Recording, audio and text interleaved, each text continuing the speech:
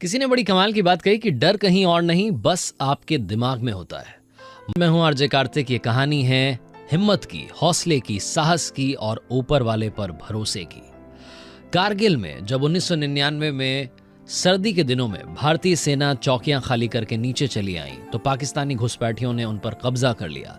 हमारी 140 चौकियों को खाली करवाने की जिम्मेदारी सेना को दी गई, लेकिन सबसे बड़ी समस्या यह थी कि दुश्मन जो थे वो पहाड़ी पर बैठे थे और पहाड़ी पर बैठा एक सैनिक 10 सैनिकों के बराबर होता है। हम वीक पोजीशन में थे। ऐसे में जिम्मा इंडियन एयरफोर्स को दिया गया। इंडियन एयरफोर्स ने इस ऑपरेशन को नाम दिया ऑपरेशन सफेद सागर। इंडियन एयरफोर्स के स्क्वाड्रन नंबर 9 को इस ऑपरेशन की जिम्मेदारी सौंपी गई। बाल्टिक सेक्टर में जाना था, 17,000 फीट की ऊंचाई पर दुश्मन से अपनी चौकियां खाली करवानी थी और उन पर फिर से तिरंगा लहराना था। स्क्वाड्रन लीडर अजय आहूजा को इस मिशन की जिम्मेदारी सौंपी गई। 27 मई 1999 की वो तारीख थी जब अजय आहूजा मिग-21 में उन्होंने उड़ान भरी। स्क्वाड्रन लीडर अजय आहूजा के बगल में ही थे फ्लाइट लेफ्टिनेंट के नचिकेता, जो कि 26 साल के थे और मिग-27 उड़ा रहे थे। हमारी जो सेना थी, वायुसेना, वो अपना काम बखूबी कर रही थी। 11:15 का वक्त हो चुका था। बम बरसा रही थी दुश्मनों पर। सब कुछ प्लानिंग के मुताबिक चल रहा था। सरकार ने कहा था कि एलओसी क्रॉस नहीं करना है। एलओसी के अंदर रहकर के कार्रवाई कर रहे थे। तभी तकनीक ने धोखा दिया और 26 साल के फ्लाइट लेफ्टिनेंट के नचिकेता के प्लेन ने अचानक से स्पीड कम कर दी। उनका प्लेन तेजी से स्पीड गिरा रहा था और उनका प्लेन 450 किलोमीटर पर आवर की स्पीड पर आकर के रुक गया।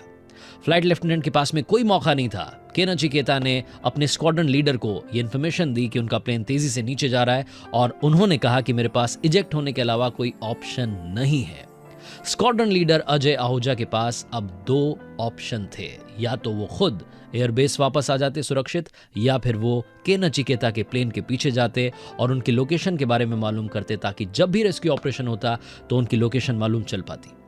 स्क्वाड्रन लीडर अजय आहूजा ने दूसरा रास्ता चुना। अपने साथी फ्लाइट लेफ्टिनेंट के नचिकेता की लोकेशन लेने के चक्कर में स्क्वाड्रन लीडर अजय आहूजा जमीन से काफी करीब उड़ रहे थे और वो दुश्मन की रेंज में आ गए। दुश्मन की मिसाइल आकर के उनके प्लेन से टकराई और उनके पास भी प्लेन से इजेक्ट होने के अलावा कोई ऑप्शन नहीं बचा।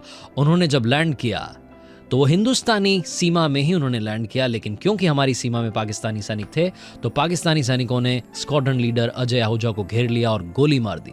स्क्वाड्रन लीडर अजय आहूजा शहीद हो गए।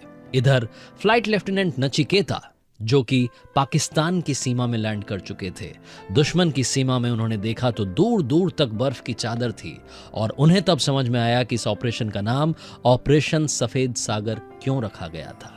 पाकिस्तानी सैनिकों को, पाकिस्तानी सेना को यह मालूम चल चुका था कि उनकी सीमा में एक इंडियन पायलट ने लैंड किया है। पाकिस्तानी सैनिक नचिकेता को ढूंढते हुए चले आए और नचिकेता को देख करके दूर से गोलीबारी करना शुरू किया। नचिकेता ने भी अपने डिफेंस में गोलियां चलाना शुरू किया, लेकिन जब वो पिस्टल की मैगजीन बदल रहे थे तभी पाकिस्तानी सैनिकों ने नचिकेता को पकड़ लिया, अपने ठिकाने पर ले गए, उनसे मारपीट करना शुरू किया, पूछताछ के नाम पर टॉर्चर करना शुरू किया। लेकिन तभी वो कहते हैं ना, जब आप ऊपर वाले को याद करते हैं तो उनका भेजा बंदा जरूर आता है।